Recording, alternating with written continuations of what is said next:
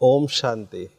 मैं डॉक्टर सचिन परब मुंबई से हूँ और गत 25 वर्षों से शारीरिक और मानसिक बीमारियों में मेडिकल एडवाइज़र हूँ, प्रोफेशनल थेरापेटिक काउंसलर हूँ।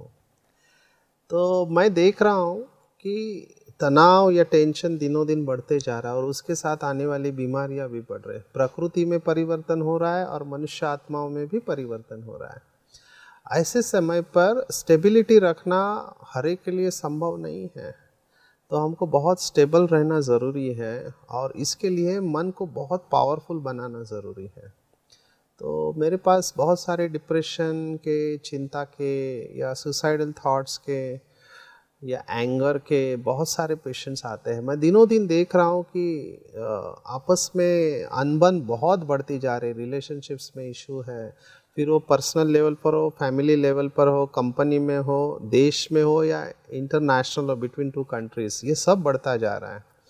तो ऐसे समय में इन सब का हमारे मन के ऊपर असर आता है और इसके लिए हमको क्या करना चाहिए, तो बहुत से लोग पूछते हैं। तो मैं फिर से कहूँगा कि अपनी दिनचर्या है जिसमें फिजिकल एक्सरसाइज के लिए आपको ज़रूर टाइम देना चाहिए, नहीं तो फिर दवाइयों के लिए टाइम देना पड़ेगा। फिजिकली पहला फिट होना चाहिए और साथ में फिर मेंटल फिटनेस भी बहुत ज़रूरी है और इन दोनों के लिए आपके अंदर एक आत्मिक शक्ति होना बहुत ज़रूरी है। तो सबसे कॉमन, सबको सबसे ज़्यादा फ़ायदा मैंने देखा है वो है मेडिटेशन का। आप अगर मेडिटेशन करेंगे तो मुझे ऐसे लगता है कि जो हम करना चाहते हैं लाइफ में वो हम कर पाते हैं। ये हमको एक स्टडी से पता चला कि जब हमने हार्ट पेशेंट के साथ काम किया तो सबको पता है वॉकिंग करना चाहिए, गुस्सा नहीं करना चाहिए, या डाइट में फाइबर ज़्यादा लेना चाहिए, सबको पता है, लेकिन करता कौन है? करते नहीं है लोग। इसको हम कहते हैं एडहेरेंस टू लाइफस्टाइल। तो आपकी लाइफस्टाइल आपको बहुत हेल्दी रखनी पड़ेगी और उसमें जैसे फाइबर खाने में ज़्यादा लेना, नींद अच्छी लेनी चाहिए और डेली एक्सरसाइज करना ज़रूरी है, तब फिर हम मन के तरफ आ सकते। नहीं तो शरीर का मन के ऊपर इफेक्ट आता है और मन का तन के ऊपर इफेक्ट आता है। तो ये सब आपका अगर अच्छा है, फिर हम देखेंगे कि मन को कैसे हम स्टेबल कर सकते हैं। तो उसमें मैंने देखा है कि सबसे बड़ी बात है कि लोगों के अंदर जैसे ईगो बढ़ता जा रहा है, देहाभिमान, तो हर्ट की फीलिंग आते हैं, बहुत सारी बातों को मन में पकड़ के रखते हैं और बदला लेने का भाव बढ़ते जा रहा है। तो उसके लिए मैं हमेशा कहता हूँ कि क्षमा मांगो और क्षमा करो। ज़्यादा देर बातों को इधर पकड़ के मत रखना, नहीं तो शरीर और मन के ऊपर उसका असर आता है। आज हमारे पास इतना डेटा है कि जितना हम फॉरगिवनेस थेरेपी को यूज़ करेंगे उतना हमारा स्वास्थ्य अच्छा रहेगा, है ना। और खुशी को बढ़ाते जाए, और खुशी ऐसे नहीं बढ़ेगी। खुशी को बढ़ाने के लिए हमारे कर्म बहुत अच्छे चाहिए, दूसरों को सहयोग करें मर्यादा में रहते हुए। और ये सब बातों को अगर जोड़ना है, डाइट, एक्सरसाइज, स्लीप और मन की शक्ति को बढ़ाने के लिए जो फॉरगिवनेस में कह रहा हूँ, तो उसके लिए मेडिटेशन हमको बहुत मदद करता है। और हमारा ये अनुभव है कि जैसे राजयोग मेडिटेशन है, ये एक बहुत अच्छा प्रैक्टिकल मेडिटेशन है, कर्म योग है। माना इसमें घर बार छोड़ने की ज़रूरत नहीं, सब कुछ करते हुए, ड्यूटी करते हुए, अपना कर्तव्य निभाते हुए हम स्वयं को एक चैतन्य शक्ति आत्मा समझकर अपने परमपिता परमात्मा को, गॉड, अल्लाह, ईश्वर को याद करते हैं।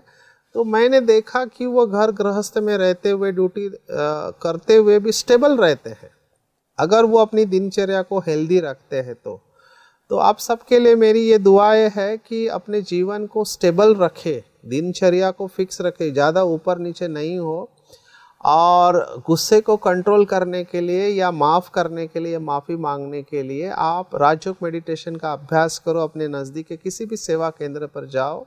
जैसे टेंशन बढ़ता जा रहा है, मैं देख रहा हूँ एडिक्शंस भी बढ़ते जा रहे हैं। पहले तो हम शराब, तंबाकू, ड्रग्स का एडिक्शन, आजकल हम फूड एडिक्शन देखते हैं, रिलेशनशिप एडिक्शन देखते हैं, डिजिटल एडिक्शन देखते हैं।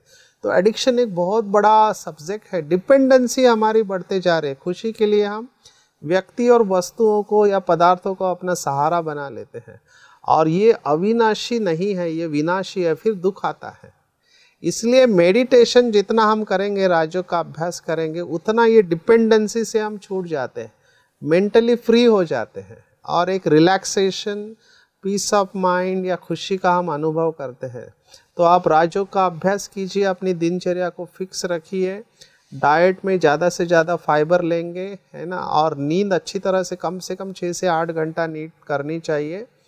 और अगर आपके अंदर ये निगेटिव इमोशंस आते हैं, गुस्से जैसा या और कोई निगेटिव इमोशंस, तो खुद को और दूसरों को माफ़ कीजिए, स्वीकार कीजिए, तभी आप मेंटली और फिजिकली हेल्दी रह सकते हैं। तो हमारी शुभ भावना है कि आपका स्वास्थ्य अच्छा रहे, आपके परिवार में सभी सुखी रहे, और हम मिलकर पूरे विश्व को, देश को और विश्व को संपूर्ण स्वस्थ बनाएं। और इस धरती पर जैसे कि गायन है कि जहाँ डाल डाल पर सोने की चिड़िया बसती थी, ऐसे भारत को फिर से, स्वर्णिम भारत को इस धरती पर लेकर आए। आप सबको बहुत बहुत शुभकामनाएं। Thank you very much. ओम शांति।